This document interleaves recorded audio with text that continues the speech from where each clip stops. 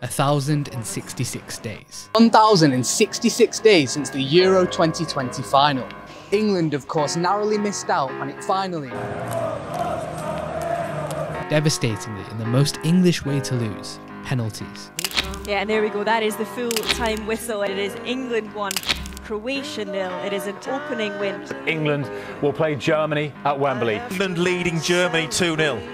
I mean, it's magnificent, isn't it? England leading Ukraine 4-0. Now back here at Wembley against Denmark. The whistle goes and Gareth Southgate has his redemption in a semi-final. England are into the final of Euro 2020. They've beaten Denmark by 2-1. They'll face Italy on Sunday. 1,066 days. That means 1,066 days since we saw the ugly repercussions of what followed. Metropolitan Police have opened an investigation into the racist abuse directed at England players following last night's defeat. Marcus Rashford, Jadon, Sancho and also Bukayo Saka were subjected to online hate after failing to score their penalties. You know, my first thoughts this morning are immediately with the boys. I expect it, unfortunately, because it exists. I knew that minute Bukayo Saka, Rashford and Sancho missed last night, I knew we would be waking up this morning to headlines of racist abuse. Let's cut to it. Here is an open and honest discussion about the abuse black players Bukayo Saka, Jadon Sancho and Marcus Rashford experienced following the Euro 2020 final. And more specifically, what has happened since then. Have there been any improvements? Any changes put in place? And what learnings can we take into the upcoming tournament? In this video, let's find out.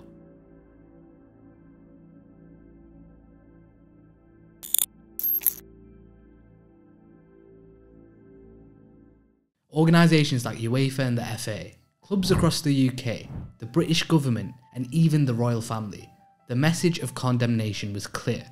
But condemnation alone is not what facilitates change. There has to be consequences for people's actions, and I think for far too long online people have got away with inappropriate behaviours without any consequences. And I think that's really important, that there's a deterrent there, that people see if I behave online in a way that I wouldn't even dream of on the street, then there's going to be a punishment. I think legislation is really important for two reasons, and it's not just about perpetrators. I think it's also about making sure that social media companies are held to account when it comes to having some standards that they have to operate to. So the legislative framework is really important from that perspective. But actually on a macro level, our governments and our societies need to do more to create the kind of environment and culture where people realise actually this is not the kind of place and not the kind of environment we want to create.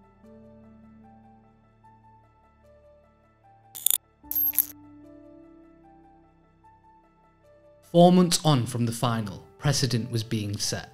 In other words, arrests were being made. The UK Football Policing Unit received 600 reports of racist comments after the defeat and judged 207 to be criminal. Of these, 123 were posted by people overseas and 34 came from the UK.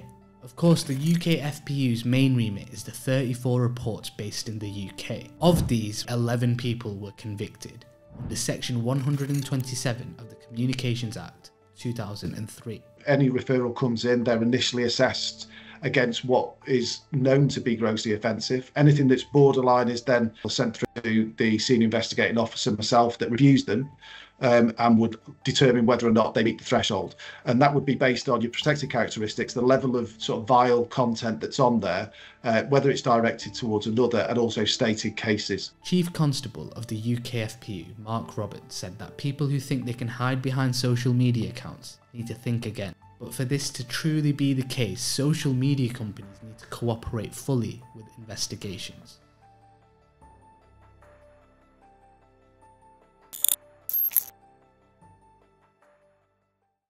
Legislative change. In this context, what does it even mean? In the previous section where we were talking about arrests being made, these were isolated incidents where what was said by the perpetrators was quite cut and clear. It was grossly offensive, meaning there was legal grounds to pursue and arrest people. But we've all seen social media. A lot of the time when we talk about online abuse, it isn't as explicit as the letter of the law needs it to be to pursue and arrest people. An individual using monkey or gorilla emojis, a lengthy thread that has implicit discrimination littered throughout. But in the eyes of the law, where do we even begin to tackle this? The government has been thinking about online safety laws for about 5 years. The Euro 2020 final, because of the reaction to the missed penalties and the whole nation reacting in horror to the way in which our 3 players were treated, probably accelerated things. Going through the bill and changed the tone of the conversation around online safety. Emojis and video and audio content, as well as text and words, are all covered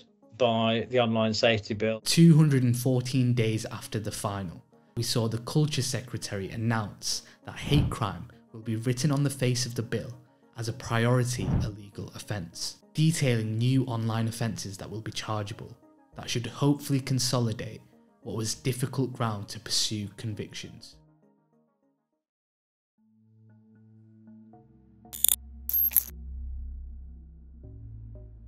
"475 days after the final, Elon Musk would complete the acquisition of social media company Twitter, and critically, in terms of online safety, this acquisition was followed by stories of the organisation taking a different approach when it comes to censorship. In an update to the platform's rules on hate speech, Musk said negative or hate tweets would be deboosted and demonetised, but not necessarily removed.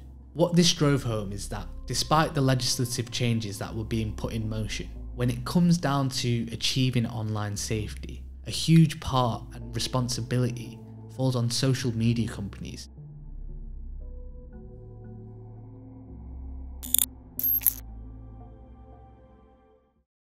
Let's fast forward a bit.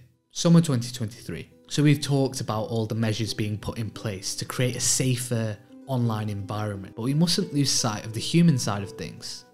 This abuse affects people who happen to be quite talented at kicking a football. There's an emotional impact as well, and I think that's where the game needs to focus on, the emotional impact of young players when they have been abused. I think a lot of the times the players talk about just coming off platforms, but in the professional game, the players are just about highlighting the abuse now, because ultimately what they're doing is they're highlighting the discrimination to the footballing authorities, whether that be policing units, whether that be the companies themselves. We wouldn't be here, would we, if there wasn't optimism? I wouldn't have worked in the game as long as possible if there wasn't the feeling that change will come, you know. All I would always say to that is change takes a very long time.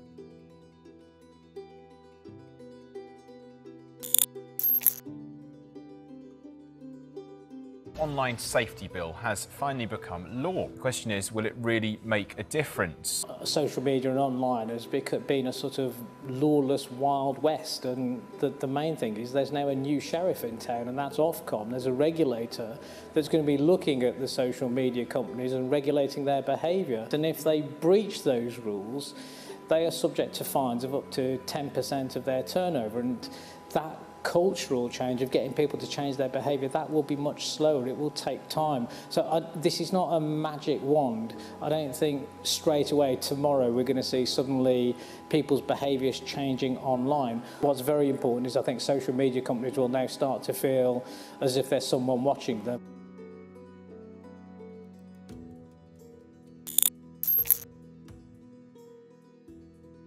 As we approach the 2024 tournament, assurances have been made that the police and social media companies will try their best to prevent harm in an online capacity. We do not want another 2021. It affects the players, but it's also the amplification of those messages. Hate crime to a player who has a 1.5 million following amplifies that message significantly. All of the platforms have offered the players the opportunity to sit down and to try and provide some of those front-end filters as well. It's really important for us within the UK football, Kick It Out partners, that we eradicate this and try and prevent online hate crime from happening. 1,066 days on, there are feelings of excitement and anticipation. We don't really want to be talking about it, but not talking about it isn't part of the solution. Together we can change it. Together we can kick it out.